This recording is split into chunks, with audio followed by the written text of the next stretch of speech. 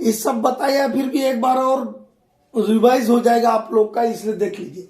In which form notice of opening shall be submitted by owner agent और manager to DGMS. DGMS को owner agent या manager किस form में notice of opening भेजते हैं? कौन सा चीज पूछा है? Notice of opening. हम कई बार आप लोग को चैनल के माध्यम से बताए हैं ओरेट, फर्स्ट क्लास सेकंड क्लास वाले को बताए, आप लोग को बताए ओरेट। ओ का मतलब ओपनिंग, आर का मतलब रीओपनिंग, ए का मतलब है क्लोजर, आर अबेंडनमेंट और डी का मतलब है डिसकंटिन्यूएंस। ठीक है, ये सब नोटिस देना है। नोटिस ऑफ ओपनिंग, ओ मतलब notice of opening, R notice of reopening, A notice of closure और abandonment, D notice of discontinuance. और इनके नीचे में सीक्वेंस में, एकदम सीक्वेंस में 1A 1B 1C 1D लिखते, ABCD लिखते कहेंगे। और ये वो ओरेट जो है फॉर्म 1 के लिए, ओरेट किसके लिए? फॉर्म 1 के लिए। तो ये ओरेट का जो फॉर्मूला होता है फॉर्म 1 के लिए, और इसको ABCD लिख दीजिए, 1A 1B 1C 1D। मतलब नोटिस ऑफ ओपनिंग किस में जाएगा? 1A में जाएगा। नोटिस ऑफ रीओपनिंग किस में जाएगा? 1B में। नोटिस ऑफ क्लोजर और अबेंडनमेंट किस में जाएगा? 1C में। ये फॉर्म के नाम है, ये ऊपर है नोटिस और ये फॉर्म के नाम। Notice of disclosure sorry notice of discontinuous किस में जाएगा? फॉर्म 1D में। तो अब नोटिस ऑफ ओपनिंग इनमें से कौन से में जाएगा बाबू? फॉर्म 1A में। अब और एक दूसरा देख लीजिए, बाकी के लिए भी बता रहे हैं। 1 वाला खत्म हो गया, अब 2 वाला देखते हैं। 2 में क्या है? 2A 2B 2C 2D 2E। ठीक है, ये नमो याद रखिएगा। नोटिस, एन का मतलब है नोटिस। एन का मतलब क्या है? नोटिस। काहे के लिए? Change in the name of mine. M का मतलब क्या है? Change in the name of mind.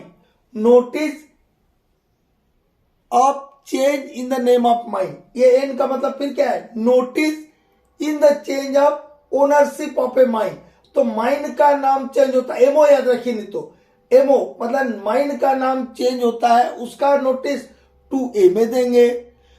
Ownership change होता है, माइंड का ओनरशिप चेंज होता है, उसका नोटिस 2B में देंगे। ठीक है, अब नेक्स्ट बता रहा हूं।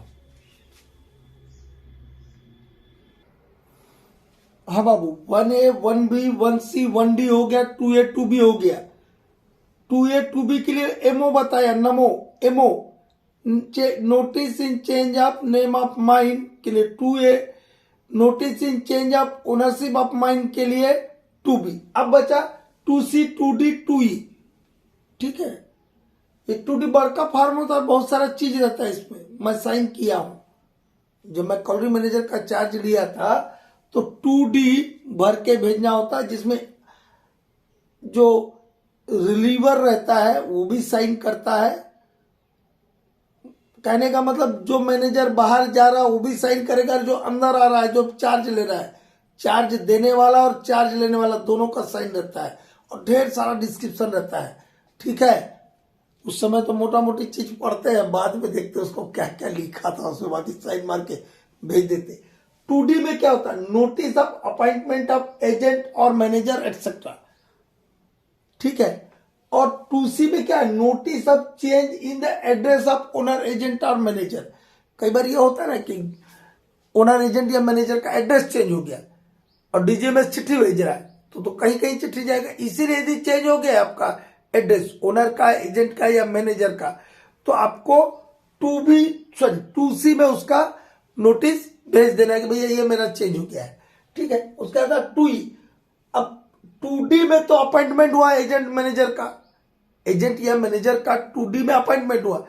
2D के बाद क्या गया? ई में क्या होगा? यदि उसको टर्मिनेशन कर दिया है, नौकरी खत्म हो गया, तब notice of termination of agent और मैनेजर काम जाएगा, 2E में जाएगा। अब 1 का खत्म हो गया, 2 खत्म हो गया, अब क्या आएगा? 3 में क्या है? Annual returns. फॉर्म 3 में क्या जाएगा? Annual returns. अब एनुअल रिटर्न जाता है किसको? 3 ही आदमी को जाता है, याद रखिए। एनुअल रिटर्न फॉर्म 3 में 3 आदमी को, एनुअल रिटर्न फॉर्म 3 में 3 आदमी को। एनुअल रिटर्न किसमें जाता है बाबू? फार्म 3 में। और कितने आदमी को जाता है? 3 आदमी को। किसको किसको जाता है? Chief inspector mines, regional inspector mines और डिस्ट्रिक्ट मजिस्ट्रेट को। 3 आदमी को फार्म 3 में एनुअल रिटर्न जाएगा। इसके लेकिन 2 केस है, इसके भी 2 केस है, केस नंबर 1 और केस नंबर 2। इसी में बच्चा लोग कई बार छोटा मोटा इधर उधर का ऑब्जेक्टिव आ गया तो फेल कर जाता है। केस नंबर 1 क्या है?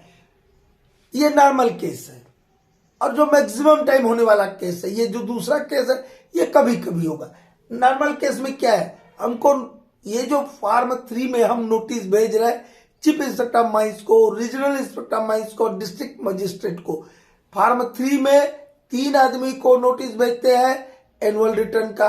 उधर हम बताए थे फार्म 5 नोटिस ऑफ डिजीज, वो फार्म 5 आदमी को। देखिए ये फार्म 3 है, फार्म 3 है एनुअल रिटर्न 3 आदमी को। ठीक है।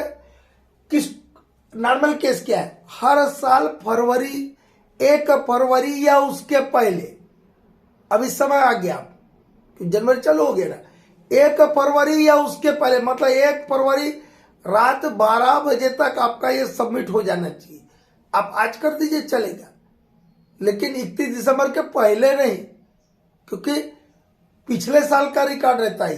तो 1 जनवरी से लेकर के 1 फरवरी के पहले तक, on or before 1 February of every year, हर साल 1 फरवरी या उसके पहले आपको रिटर्न सबमिट करना है। किस पोर्टल में करते हैं? श्रम सुविधा पोर्टल और डीजीएमएस पोर्टल। पहले जो था बाबू हम लोग इसी में करते थे, श्रम सुविधा पोर्टल में। 2016 के बाद डीजीएमएस साहब बोल रहा कि अब दोनों में करना है, श्रम सुविधा पोर्टल में भी करना है प्लस डीजीएमएस पोर्टल में भी इसको अपलोड करना है एनुअल रिटर्न्स को फार्म 3 में। 1.5 साल लंबा चौड़ा फॉर्म है। ठीक है, ये हो गया आपका नॉर्मल केस। दूसरा केस, केस नंबर 2 क्या हो गया? आपका अबेंडनमेंट मतलब क्लोजर हो गया, मायने बंद कर दिया आपने, या फिर ओनरशिप चेंज हो गया, ओनर आपका बदल गया। तो यदि ऐसा हुआ, माइंस बंद हो गया परमानेंटली, अबेंडनमेंट का मतलब परमानेंटली बंद कर देना, एकदम खदान बंद हो गया, या ओनरशिप चेंज हो गया, तो उसके 30 दिन के अंदर में आपको एनुअल रिटर्न फिर सबमिट करना होगा, भले चाहे आपने 1 फरवरी या उसके पहले एनुअल रिटर्न सबमिट किया हो। लेकिन यह घटना जो है यह घट गई कब? मई में, मई 2023 में मान लिया।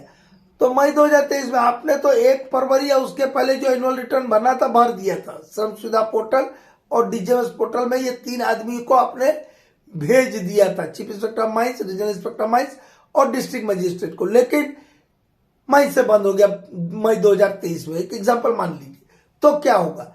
जब आपका माइंस बंद हुआ तो उसके 30 दिन के अंदर में आपको फिर से एनुअल रिटर्न सबमिट करना है इन लोगों को जिनका नाम ऊपर बताया। ठीक, यह ओनरशिप चेंज हो गया। अभी जैसे कोल इंडिया केस लीजिए, यहाँ पे ओनर कौन होता है? Director technical operation. मान लो डायरेक्टर टेक्निकल ऑपरेशन का रिटायरमेंट हो गया या और कोई कारण से उसने अपना नौकरी छोड़ दिया, तो ओनर तो चेंज हो गया, दूसरा आदमी को ओनर बना दिया। जब दूसरा आदमी ओनरशिप का चार्ज लेगा तो फिर से आपको जो है ओनरशिप जैसे ही चेंज होगा उसके 30 दिन के अंदर में, विद इन 30 डेज, आपको एनुअल रिटर्न सबमिट करना होगा, भले चाहे आपने केस 1 के तहत ऑन और before 1 February of every year जो आपको एनुअल रिटर्न सबमिट करना था आपने कर दिया है। ठीक, और दूसरा आर में बोलता है, आर या में क्या बोलता है? With in 90 days of discontinuous, या आपने डिसकंटिन्यूस का डेफिनेशन दिया हो 60 दिन से अधिक के लिए यदि आपका वर्किंग अस्थायी तौर पे टेम्पोरली यदि आपने बंद किया था उसको बोलते हैं डिसकंटिन्यूस। तो यदि डिसकंटिन्यूस किया था आपने 60 दिन के अंदर से ज्यादा वाले के लिए, तो आपको with in 90 days of discontinuous, जब आपने डिसकंटिन्यूस किया उसका नोटिस आपको जो नोटिस ऑफ डिसकंटिन्यूस का देंगे रेगुलेशन 6 के तहत। आपको क्या करना होगा? With in 90 days of discontinuous के 90 दिन के अंदर में आपको एनुअल रिटर्न भी सबमिट करना है, भले चाहे आपने ये वाला पहला वाला शर्त पूरा कर लिया हो तब भी, ठीक है। ये हुआ। अब इसके बाद नेक्स्ट देखते हैं। नेक्स्ट, पूरे फॉर्म को हम ले ही लिए, बीच बीच में कभी कभी कुछ जो जरूरत का था उतना समझाते थे, बाकी छोड़ देते थे। तो बच्चा लोग बोलता सर वो भी ना है, अरे भैया है तो है ना, हम कहाँ बोल रहे नहीं है, ठीक है। जहां जितना जरूरत था उतना कभी कभी समझाए थे। आज तो पूरा ही ले लिया, 1 पूरा कर दिया, 2 पूरा कर दिया, 3 हो गया, 4 हो गया, 5 हो गया, 6 हो गया, ठीक है। अब गिन लीजिएगा कितना 15 है कि कितना है, ठीक है। 4A को बता ही दिया, 4B बता दिया, 4C इसका याद रखिएगा 24 घंटा के अंदर में है, ठीक है। नोटिस ऑफ डेंजरस ऑकरेंस और एक्सीडेंट 4A में, 4B बता ही दिया आपको, C बता दिया, फॉर्म 5 बता दिया, छोड़ देते हैं इनको। 6 क्या है, pointing out contraventions during inspections, pointing out contraventions during inspections.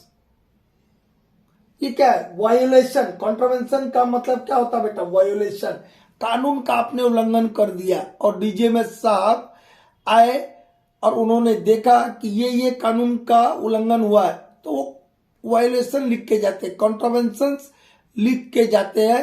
तो उसके लिए एक फॉर्म बना हुआ है रेगुलेशन 117 के तहत, रेगुलेशन 117 के तहत उस फॉर्म का नाम है फॉर्म 6। वो वायोलेशन लिख के जाते हैं, ठीक है। अब फॉर्म 7 है मैनेजर चार्ज रिपोर्ट, इतना ही फॉर्म्स में है। फॉर्म्स का पूरा देख लीजिएगा, एक क्वेश्चन में हम बहुत सारा चीज को बता दिए, एक एक क्वेश्चन के आंसर को समझाने के लिए इतना बता दिया, कहीं से भी आए तो याद रखिएगा, ठीक है। वो याद रखिएगा कि 30 दिन ओनरशिप चेंज हो जाए तो एनुअल रिटर्न कितने दिन में सबमिट करेंगे, 30 दिन में। डिसकंटिन्यूस हुआ तो 90 दिन के अंदर में एनुअल रिटर्न सबमिट करेंगे।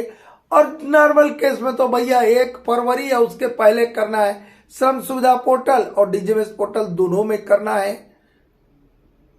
किसको करना है, फॉर्म 3 है तो 3 ही आदमी को जाएगा, chief inspector mines, regional inspector mines और डिस्ट्रिक्ट मजिस्ट्रेट को। वो एकदम एनुअल रिटर्न को पढ़ के जाएगा, बाकी चीज को पढ़िए, ऐसा नहीं बोलो बाकी मत पढ़िए, ठीक है।